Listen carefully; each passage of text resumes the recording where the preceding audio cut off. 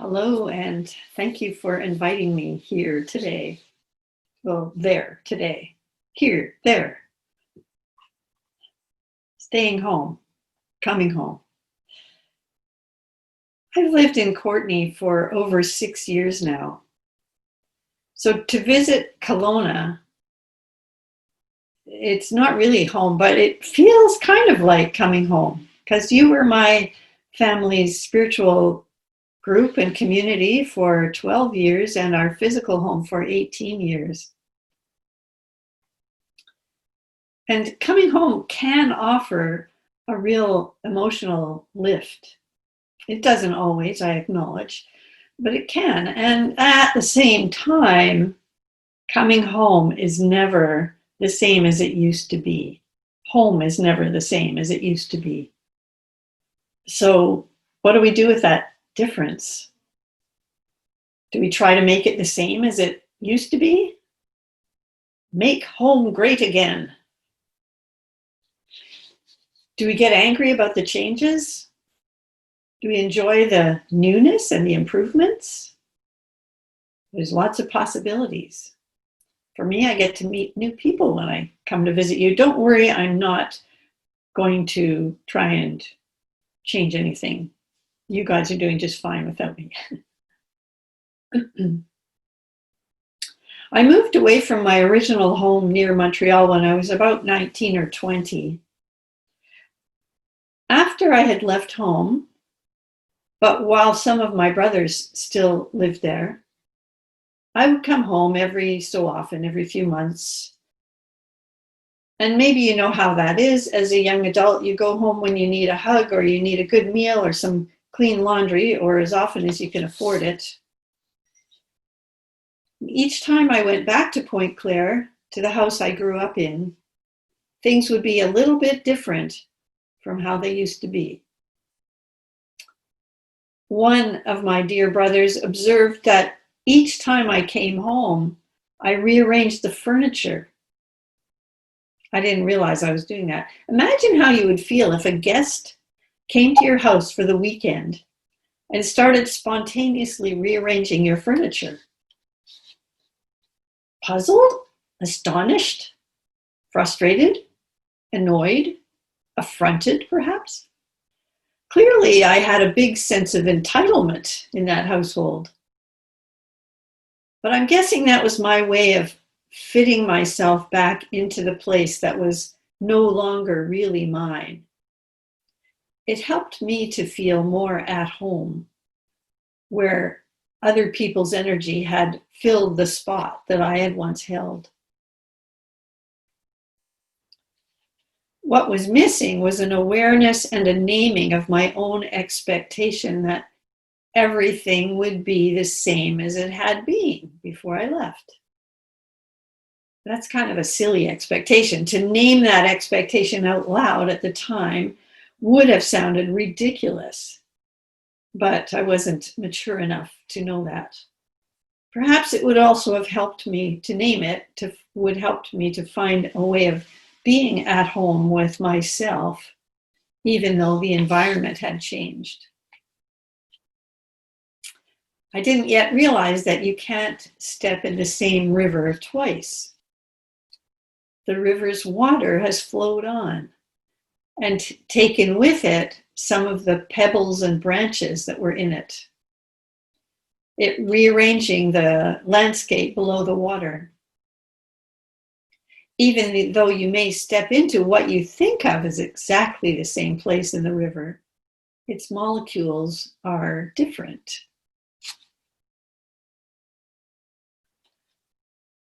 That's true in general. It's perhaps more obviously true during the weird pandemic quarantine time we are in now.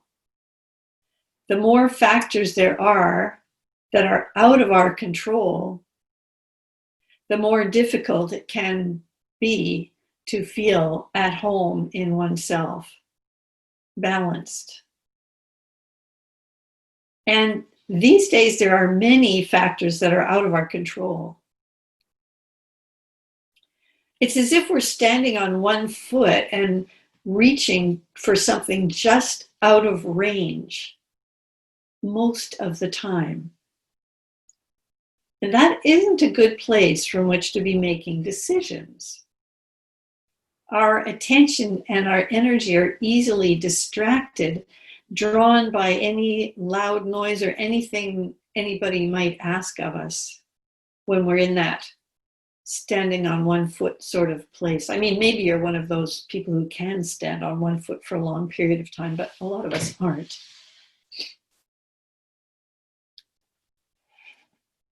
Even in ordinary times, everyone experiences both loss and gain. Everyone has small and big decisions to make day by day. Maybe someone has bumped up against you and your feathers are ruffled. Maybe you are in need of forgiveness, or you need to forgive someone else.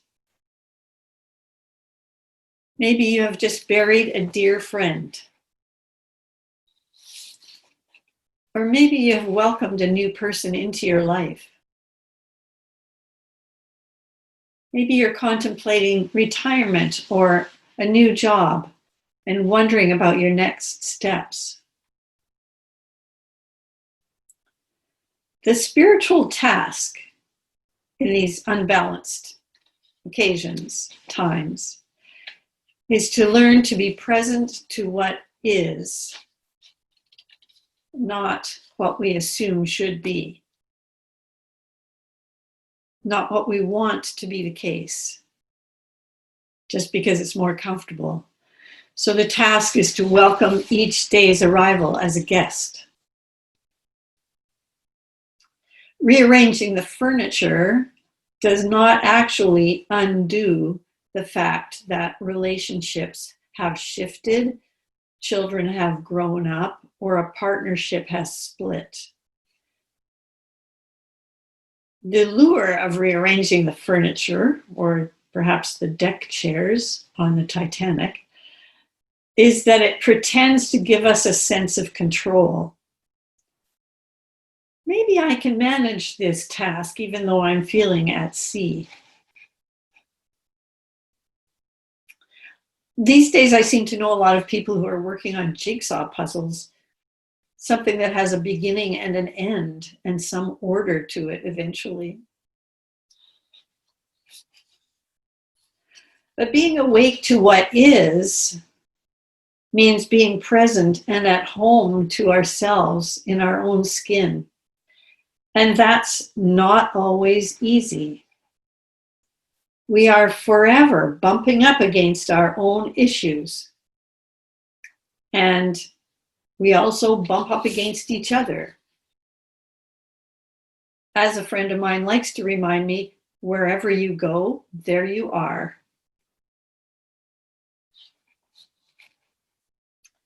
So think about it. What is it like when things change for you? How do you accommodate yourself? When you're feeling flustered or off balance, what is your most likely coping mechanism? Do you give yourself a timeout? Maybe you have a temper tantrum. I'm living with a 6-year-old these days, and it reminds me how satisfying it might be to have a full-blown tantrum when my expectations are not being met. Fortunately, I'm a little too inhibited to do that. We all have times of discomfort when we don't feel at home in ourselves. Sometimes our chosen way of dealing with that unsettled feeling is to attack someone or something else, verbally or physically or metaphorically. Sometimes we choose to tune out. We dissociate by reading or going on the internet or watching TV or drinking or whatever other choices of dissociating we have.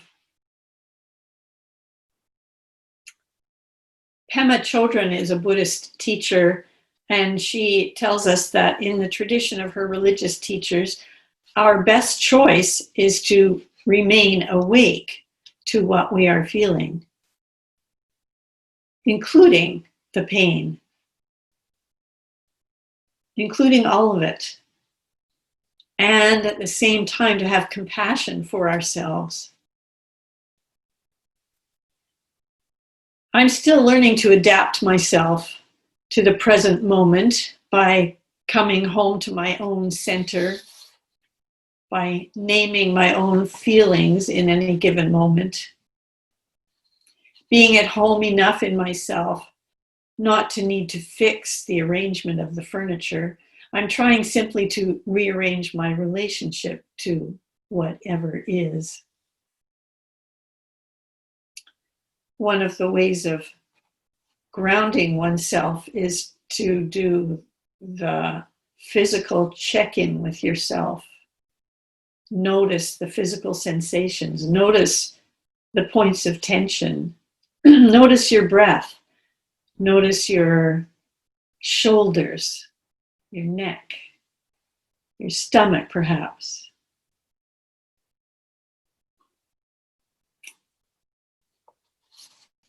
There's lots of different ways of finding home.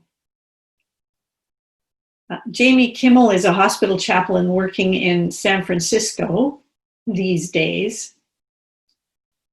And he writes, I try to remind myself that people are resilient.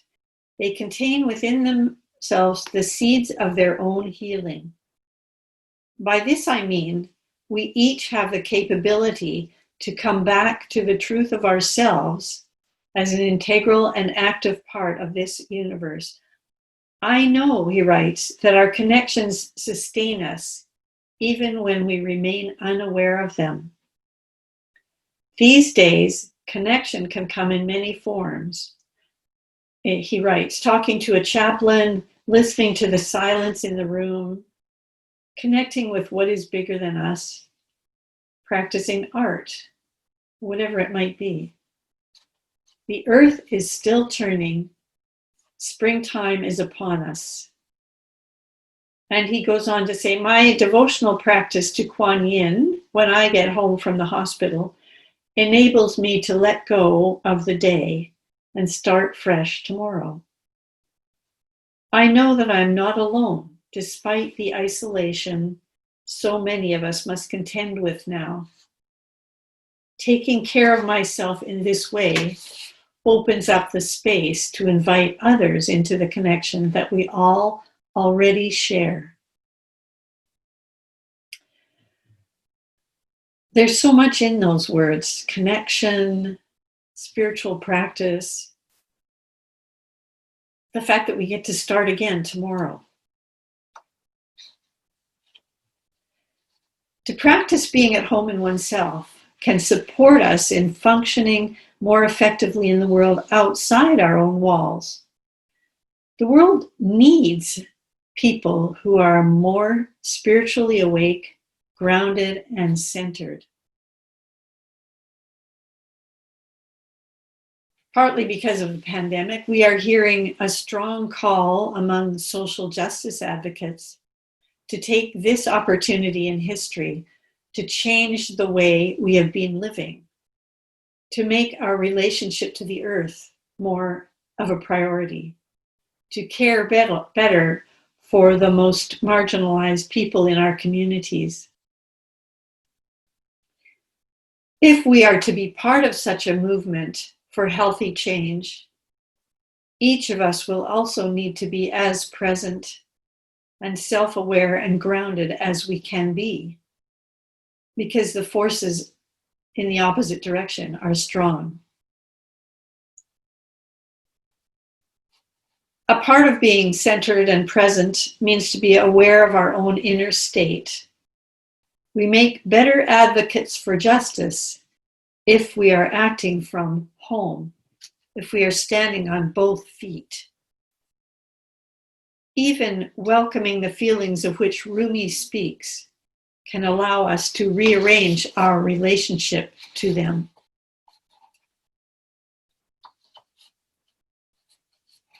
There's some recent studies published involving people who work in isolated conditions for long term. For example, researchers in Antarctica or people who work in a submarine or astronauts. Apparently, interpersonal conflict is the number one reason for dissatisfaction and unhappiness in these conditions. The frequency with which the conflict occurs increases the longer you've been isolated with a few other people. So if you're getting cranky, apparently it's normal. Isolation affects people in profound ways, and how we respond to the COVID restrictions is partly out of our control. And as I mentioned earlier, the less in control you have, the worse it seems. Even fearless astronauts and polar explorers get knocked sideways simply by not having people around. But the good news is, according to this research, those who have been through a period of isolation value the experience for what it has taught them. When people have space to sit back and think afterwards, it allows them to figure out what's important to them. And that's why post-COVID, according to the researchers, we will see differences in the way people engage with each other, in the way people work, in the priorities given to the environment, and the way people think about travel. Apparently, following experiences in isolated environments, men are more likely to use social support as a coping strategy compared to before, and women have an increased trust in their own abilities. In other words, men become less insular and women become more confident, as a broad generalization. And the data indicates that, at least in Western societies, people have better personal relationships afterwards. Perhaps that means even better personal relationships with ourselves, coming home. What do you do with your despair, your frustration, your anxiety, your anger? Do you welcome your fear as a guest? Do you want to tune it out? Do you want to become numb, bury your head in the sand? Or do you spring into action, writing letters, signing petitions, growing your own organic food? Do you go into a depressive state, feeling all is hopeless and your grandchildren will never survive it?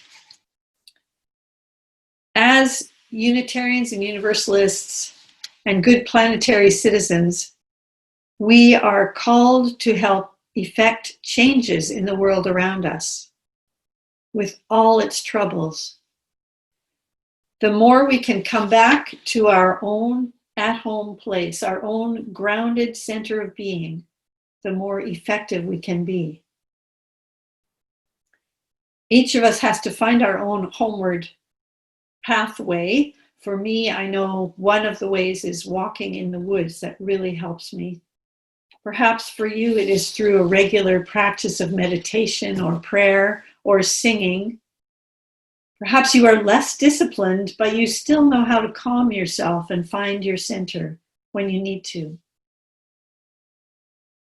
The future of you is within you. The future of our communities and our congregations starts right here. The future of us as global species is within us. So put a priority on coming home to yourself. Stay awake and alert. Pay attention to what is around you and, more importantly, what is within you. Otherwise, you might miss something important. May it be so, and amen.